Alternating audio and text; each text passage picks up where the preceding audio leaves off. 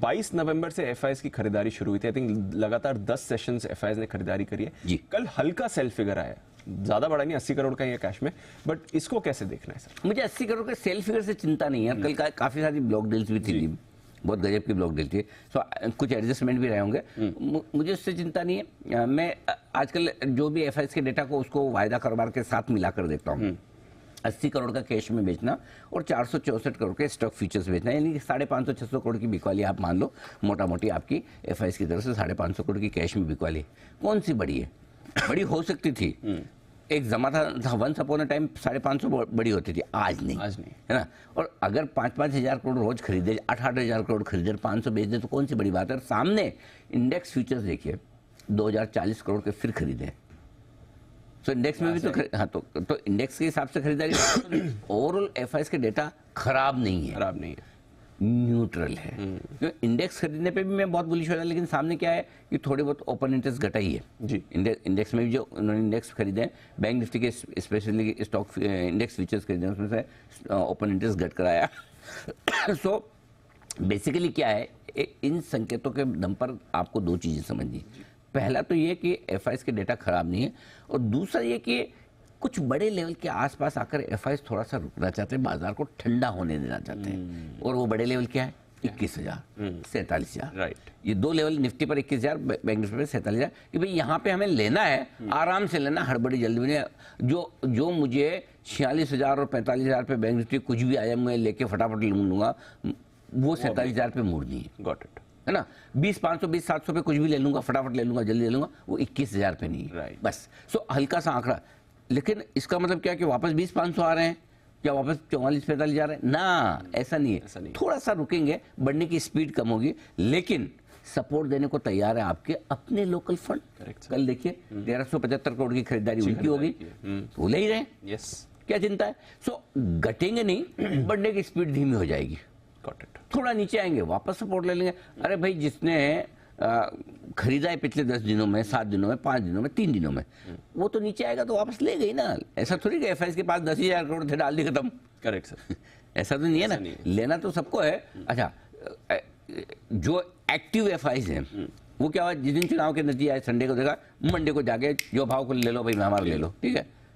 और जो कुछ एफआईएस ऐसी भी तो होती है, फॉर एग्जाम्पल एक मैं एफआई हूँ, एक आप है, आप यंग है, डायनामिक है, एग्रेसिव है, जिससे इलेक्शन रिजल्ट लगा मैं तो कल सुबह ही ले लूंगा।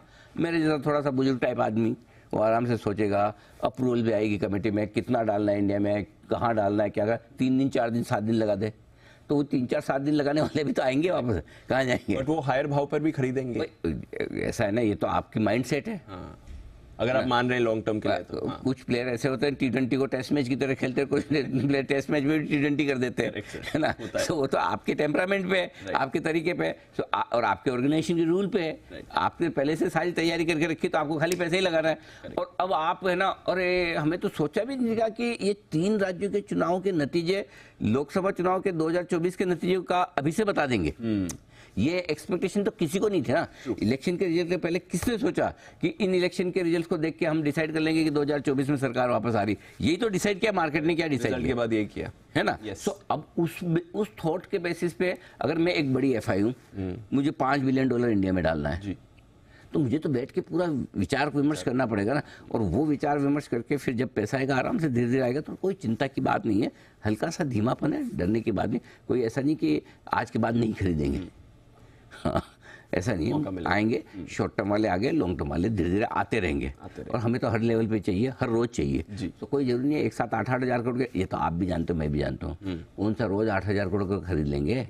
कौन खरीद सकता है? किसकी ताकत है? कोई नहीं होता। सो बस ठीक है, परफेक्ट, डोंट वरी, प्रॉब्लम नहीं। बट एक चीज है जो इसी से एक्चुअली इसी कॉन्वर्सेशन से निकल कर आती है। रोज आप बड़ी बड़ी ब्लॉक डील्स देख रहे हैं। आज भी 2 ब्लॉक डील्स होने वाली है, एक ऑफर फॉर सेल खुला है। प्रमोटर्स भी थोड़ा अपना हिस्सा कम कर रहे हैं या मौके का फायदा उठा रहे हैं, फंड्स भी ये कर रहे हैं, खरीदारी भी हो रही है, बट ऊपर बिकवाली भी हो रही है। इससे क्या समझ? ये बहुत अच्छी चीज है, ये बहुत अच्छी चीज है। और पिछले आप साल भर में देखिए, मैं इस कैलेंडर ईयर में नहीं तो भी करीबन 2.25 लाख से 2 लाख करोड़ का स्टॉक प्रमोटर बेच चुके हैं। Yes sir, 2.25 lakh crore.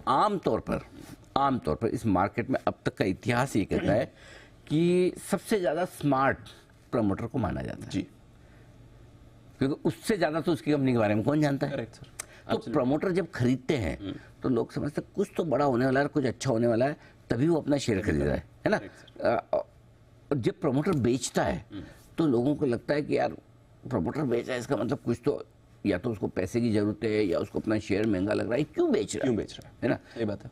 अगर इस बार इस कैलेंडर ईयर में प्रमोटर ने 2.25 लाख करोड़ का माल बेचा है, उसके बावजूद मार्केट लाइफ हाई पर है, तो इसमें दो चीजें पड़ने की।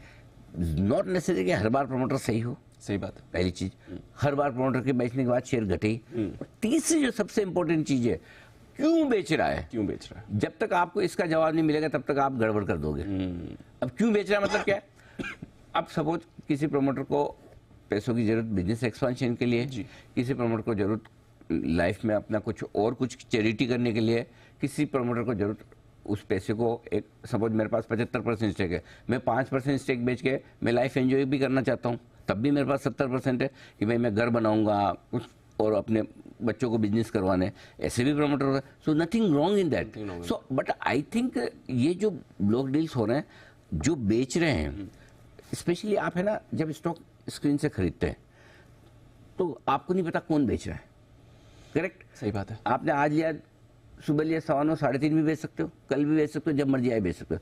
लेकिन जब बड़े ब्लॉक, इतनी बड़ी ब्लॉक डील हो रही है जिसमें हेडलाइन बन के आ रही है कि ये प्रमोटर बेच रहा है, वहां पर फंड आके पैसा लगा रहे हैं, इसका मतलब क्या है। क्या फंड बेवकूफ थोड़ी है, और उनको ये समझ में आ रहा है कि, और न वो एक दिन के लिए लगा रहे हैं कि आज ये प्रमोटर बेचा, कल मैं 10% ऊपर बेच दूंगा, सेलिंग प्रेशर कर।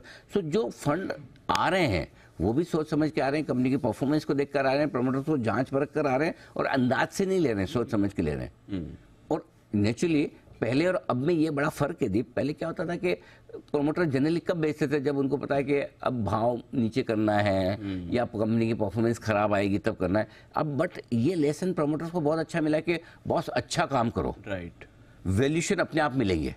सो अब वो बेच के निकल जाने वाली सिचुएशन नहीं है। इसलिए मेरे ख्याल से इतनी बड़ी ब्लॉक डील्स हो रही हैं, इतना बेच भी रहे हैं, प्रमोटर्स बेच रहे हैं, बड़े फंड भी बेच रहे हैं, तब भी ये बाजार के लिए अच्छा, कोई दिक्कत की बात नहीं, कोई दिक्कत। क्योंकि बढ़िया अच्छे और long term investors in level पर भी बड़े लॉट लेके बड़ी क्वांटिटी खरीद के इन्वेस्टेड हो रहे हैं। फॉर एग्जाम्पल आज आपका देख लो, भारती में है, IDFC फर्स्ट, अब जैसे IDFC फर्स्ट बैंक है, वैद्यनाथन साहब तो बेच ही रहे हैं रेगुलरली, और वो तो साहब बोलते हैं मैं फिलंथ्रोफी करने के लिए बेच रहा हूँ, उसमें क्या बुरा है, कुछ नहीं, तो इसलिए कोई दिक्कत नहीं है, कोई परेशानी वहां से। ठीक है, चलिए, बड़ी